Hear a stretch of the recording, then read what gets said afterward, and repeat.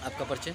मैं राकेश देरी, नगर पंचायत सभासद, वार्ड नंबर खमरिया। जैसे कि कुछ अभी सूत्रों के अनुसार कुछ बातें आई हैं कि नगर पंचायत अध्यक्ष नंद कुमार मौर्य जी का पावर फिर सीज कर दिया गया है शासन द्वारा, इसमें आप क्या कहना चाहते हैं? भाई भ्रष्टाचार में लिप्त जो रहा है तो उसके ऊपर कार्रवाई तो होना है। 2019 से हम लोग इसमें प्रयासरत थे और 11/11/2021 को एक बार इनका वित्तीय पावर, प्रशासनिक पावर सीज हुआ था शासन द्वारा।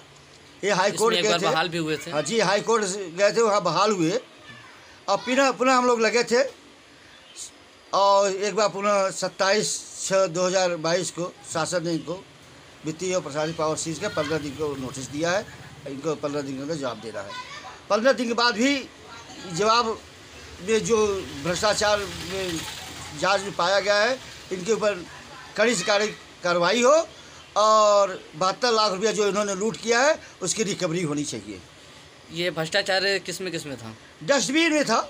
डस्टबिन का घोटाला। प्रधानमंत्री स्वच्छता मिशन के तहत डस्टबिन खरीदी गई थी और जिसमें इन्होंने अपने भाई की पत्नी शशिकला मौर्य के नाम फर्म बनाकर और उसे इन्होंने खरीदारी की और जो डस्टबिन जैसे बाल्टी है 100 रुपये 150 रुपये मिलना चाहिए और 750 रुपया में इन्होंने सप्लाई किया और डस्टबिन वगैरह जो 2000-3000 रुपये मिलना चाहिए 30,000 रुपये में इन्होंने खरीद के सप्लाई किया। 72 लाख रुपये की जिसमें कुल लूट दर्शाई गई है इनकी। क्या ये शासन अपने यहाँ डीएम अधिकारी जैसे उनको संज्ञान में ये पहले एसडीएम और आई ज्ञानबुझ जाँच कराई गई कविता मीणा से।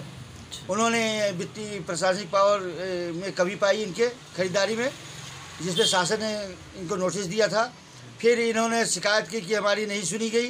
पुनः जांच के लिए आया तो और आई एसडीएम चंद्रशेखर ने जांच किया, फिर वो भी वित्तीय अनियमितता इनका पाए और शासन भेजे। फिर इन्होंने शासन को कहा कि हमारी साथ नाइंसाफ़ी हुई। फिर 7 सदस्यीय कमेटी जनपद में बना के जिलाधिकारी ने जांच कराया, उसमें भी वित्तीय अनियमितता इनका पाया गया। फिर शासन ने इनको 11/11/2021 को वित्तीय पावर प्रशासनिक पावर से सीज किया था। जैसे कि ये पावर इनका जो सीज हुआ है किन के द्वारा हुआ? ये नगर विकास आयुक्त द्वारा, नगर पंचायत के। इसमें आप लोग भी शामिल हैं? कितने लोग आप लोग के द्वारा, कितने लोग? 5 लोग हम लोग लगे हैं इनके खिलाफ लगातार।